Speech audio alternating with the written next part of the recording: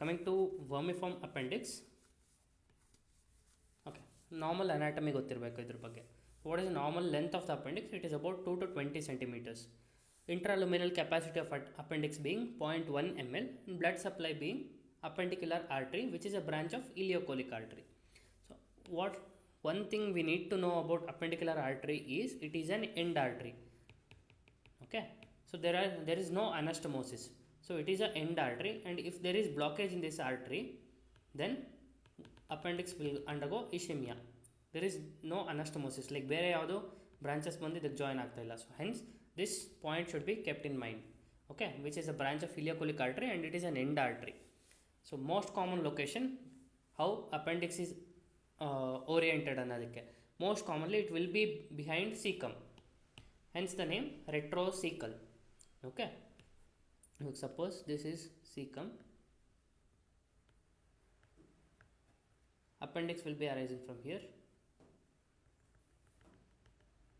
I'm showing it in dotted because this is retrocecal, behind the cecum. Okay, other than that there can be other locations like post-ileal, which is least common. Other than that there can be many other orientations like pelvic, post-ileal, so on. We'll come to know it. Okay, coming to major topic, that is pathology of the appendix, that is acute appendicitis, which is a surgical emergency worldwide. This is seen in usually young patients of second decade, that is 10 to 20 years of age. Okay, so ಏನಕ್ಕಾಗುತ್ತೆ appendicitis? What is the etiopathogenesis behind it? So appendix, just like we all know, it is a tubular structure about 2 to 20 centimeter in length. Okay, this is a tubular structure and there is a lumen. So this will be attached to cecum. Okay, if there is obstruction of this lumen, that can be, so this obstruction can be because of various reasons. If there is luminal obstruction, then that will lead to increased intraluminal pressure. So if lumen obstruct ಆಯ್ತಂದ್ರೆ ಏನಾಗುತ್ತೆ, there will be increase in the pressure within this. Because of that reason there will be impaired lymphatic drainage as well as venous drainage and arterial drainage. So impaired lymphatic, impaired venous, impaired arterial supply. ಇದೇನಾಗುತ್ತೆ, because of this reason there will be ischemia, and ischemia will lead to perforation. Okay, so this is the etiopathogenesis. So for some reason there is luminal obstruction.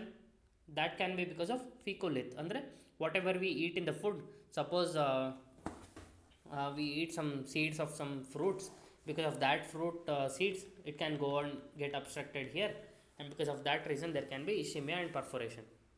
Other than that, tumors like carcinoid tumor.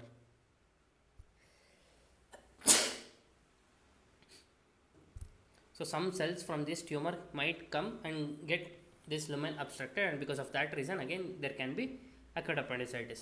Then eggs of the worms like Ascaris lumbricoids idella, round worms, so because of this reason again there will be obstruction. Or yeah, just like I said, fruit seeds, fecolith, stones in the feces. Okay, so because of this reason the etiopathogenesis follows, and the most common site of perforation being just distal to obstruction on the anti-mesenteric border. Okay, so most common organism isolated after perforated appendicitis is Bacteroides fragilis followed by E. coli. Once the perforation happens, there will be spread of infection, and in that case most common isolated organism is Bacteroides fragilis followed by E. coli. Okay, so what are the clinical features we'll see in case of acute appendicitis? First being the pain in the periumbilical region. Okay, and then this pain shifts to right iliac fossa, which is called as migratory pain. So most common characteristic pain of acute appendicitis is this migratory pain. So we all know, if we divide abdomen into 9 quadrants,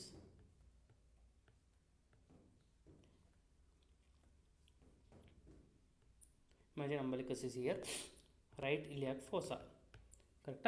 So we all know appendix is here in this region, but pain is not started here. It is starting from umbilical region, periumbilical region. This is because of embryology, dermatome, teton. Okay, so ಮಿಡ್ಗಟ್ಟಿಂದ arise ಆಗ್ತಾ ಇದೆ. So ಮಿಡ್ಗಟ್ಟಿಂದ T10ಗೆ ಹೋಗುತ್ತೆ pain ಎಲ್ಲ. So because of that reason pain arises from this area, and then once the greater momentum starts localizing the infection, then the pain will spread to, and it will be localized to right iliac fossa. Hence this pain is called as migratory pain, which will migrate from the periumbilical region to the right iliac fossa. Other than that, there can be anorexia, nausea and vomiting, etc. So these are the clinical features, mainly symptoms. So what are the signs? So these, what is the difference between sign and a symptom? Sign is what the doctor elicits, symptom is what the patient tells you. So once he comes to our clinic, we'll see what might be wrong with him. So in that case, there will be tenderness in the right iliac fossa. Once we touch right iliac fossa, the patient winces in pain. Other than that, there will be rebound tenderness. He won't let us to touch, and even while taking our hand back also there is pain. Okay, so this is rebound tenderness. Then elevated temperature, that is patient might be having fever or local rise of temperature might be there. So these are the signs which we can elicit in case of acute appendicitis. So lab investigations will say leukocytosis, that is increase in W/C and shift to left, that is like shift to left andre this will come to hematopoiesis again. ಇವಾಗ ಹೆಮೆಟೋಪಾಯ್ಸಿಸಲ್ಲಿ WBCs ಹೆಂಗೆ manufacture ಆಗುತ್ತೆ ಅಂತ ಗೊತ್ತಿದ್ರೆ, GM CSF, ಗ್ರಾನ್ಯುಲೋಸೈಟ್, ಮೊನೋಸೈಟ್, CSF ಅಲ್ಲಿಂದ ಬಂದು leukocytes ಆಗಿ finally mature WBCs ಆಗಿರುತ್ತೆ. So mature WBCs ಬದಲು ದಿಸ್ ಬ್ಲಾಸ್ಟ್ ಸೆಲ್ಸ್ ಈ ಥರದ್ದು ಮೋರ್ ಕಾಮನ್ ಇರುತ್ತೆ in case of blood picture, that is ಏನಂತಾರೆ ಪೆರಿಫೆರಲ್ ಸ್ಮಿಯರಲ್ಲಿ. ಈ ಬ್ಲಾಸ್ಟ್ ಸೆಲ್ಸ್ ಅಥವಾ ಈ ಥರದ ಸೆಲ್ಸ್ ಜಾಸ್ತಿ ಆಗ್ತಿದ್ರೆ that is we will call it as shift to left. Okay, so that is shift to left. Okay, so what are the other named signs we can see in case of acute appendicitis? First one being Dunphy's sign, that is pain on coughing. Aaron sign andre pain on pressure in epigastrium. 10 horn sign is pain on gentle traction of right testis. Basically you can see everywhere there is pain because there is perforation ಆಯ್ತು ಅಂದರೆ ಎಲ್ಲ ಕಡೆ pain ಇರುತ್ತೆ. Calf ಮಾಡಿದರೆ pain, ಒಂದು right testis elevate ಆದರೆ ಅಥವಾ gentle traction ಕೊಟ್ಟರೆ there will pain. Then epigastrium ಹೊಟ್ಟೆ ಹತ್ರ ಮುಟ್ಟಿದ್ರು pain. Then Rovsing sign, that is right iliac fossa ಮುಟ್ಟಿದ್ರೆ ಲೆಫ್ಟ್ ಇಲಿಯಾಕ್ ಫೋಸಾದಲ್ಲಿ ಪೇಯ್ನ್ ಉಲ್ಟಾ ಲೆಫ್ಟ್ ಇಲಿಯಾಕ್ ಫೋಸಾ ನಾವು ಪ್ಯಾಲ್ಪೇಟ್ ಮಾಡ್ತಿರ್ತೀವಿ, ಬಟ್ ರೈಟ್ ಇಲಿಯಾಕ್ ಫೋಸಾದಲ್ಲಿ ಪೇಯ್ನ್ ಎಕ್ಸ್ಪೀರಿಯನ್ಸ್ ಆಗ್ತಿರುತ್ತೆ ಅವನಿಗೆ.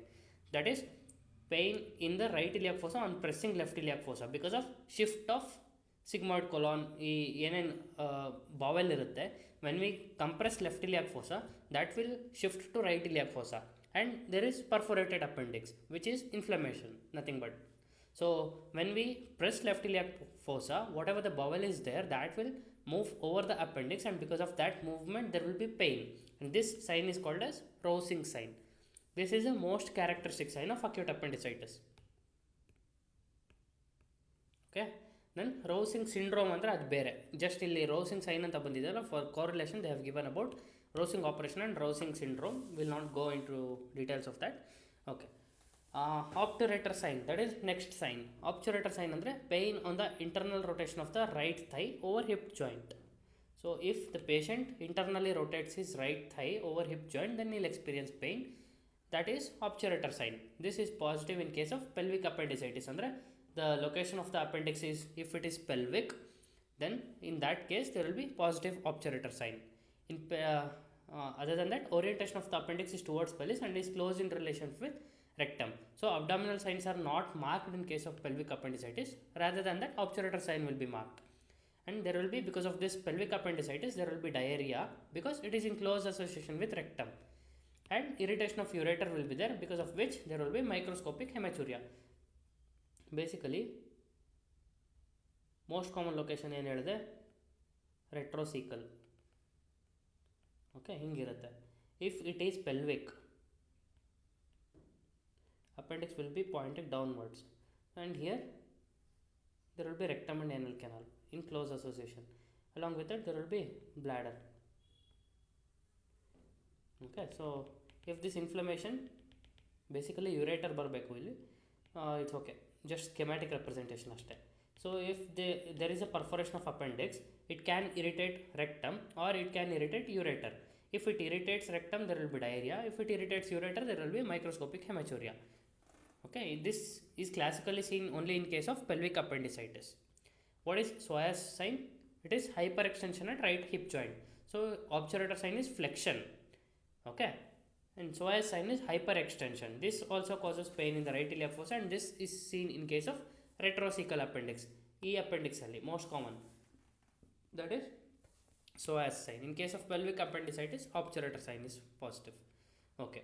After knowing all these signs and symptoms, how will we diagnose? Diagnosis is purely clinical in adults.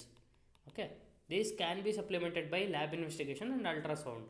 And this is a surgical emergency. So in children, clinical alla ultrasound beku, but in adults we can directly diagnose it basically on clinical suspicion. The gold standard investigation for diagnosis being contrast enhanced CT scan. In equivocal cases, so what is equivocal? I'll tell you. In equivocal cases, CECT can confirm the diagnosis, hence it is termed as gold standard. ಆಯಿತಾ treatment ಏನು emergency appendicectomy ಮಾಡ್ತೀವಿ ಅಥವಾ appendectomy. Okay, so this score is important to diagnose acute appendicitis.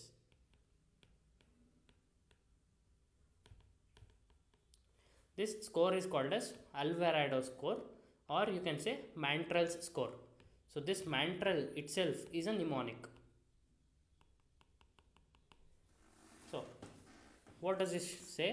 If the patient is having migratory pain, first periumbilical regional start ಆಯಿತು pain and then it had migrated to right iliac fossa, then you can assign him a score of 1. Okay, if there is anorexia, patient is unable to eat food, then it is a score of 1. N, nausea and vomiting, score 1. Tenderness, that is rebound, tenderness ಅಂದರೆ pain in the right iliac fossa, you will indicate a score of 2. Okay, and then rebound tenderness idre again score 1. If there is elevated temperature, which is fever, 1. Leukocytosis, investigationally increased WBCs, then it is 1. If there is shift to left, that is score of 2. So ಎಷ್ಟಾಯ್ತು score? 3, 5, 6, 7, 8, 10. So out of 10, if the patient has score 9 to 10, then it is certain that it is acute appendicitis. Okay, score of 7 to 8, it is high likelihood of diagnosis. If there is a score of 5 to 6, then it is equivocal, and this is most dangerous. Yake? Because we might think this is not appendicitis and we might leave not treating it. In that condition, it will lead to perforation, bacterial peritonitis, ಏನು ಬೇಕಾದರೂ ಆಗ್ಬೋದು. This is most neglected and hence this becomes most dangerous. So in this case, we will go for CECT and that will be gold standard.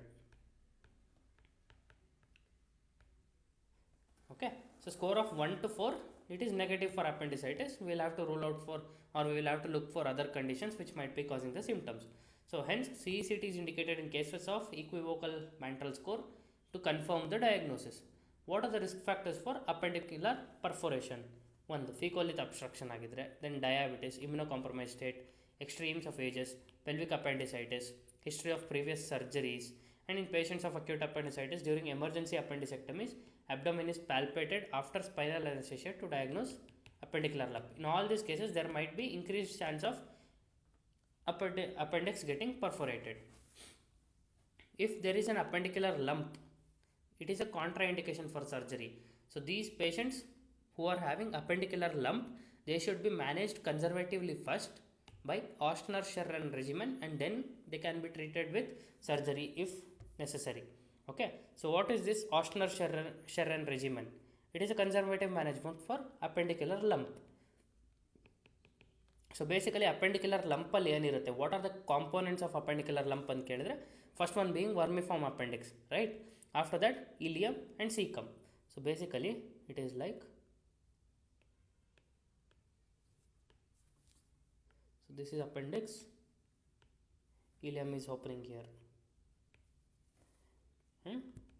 momentum ಎಲ್ಲ ಕಡೆ ಇದ್ದಾರೆ, peritoneum ಅನ್ನು. So whatever is in the present in this diagram, they are components of appendicular lump. So one is cecum, appendix is there, ileum is there. Other than that, omentum, because it will be involved to contain the infection.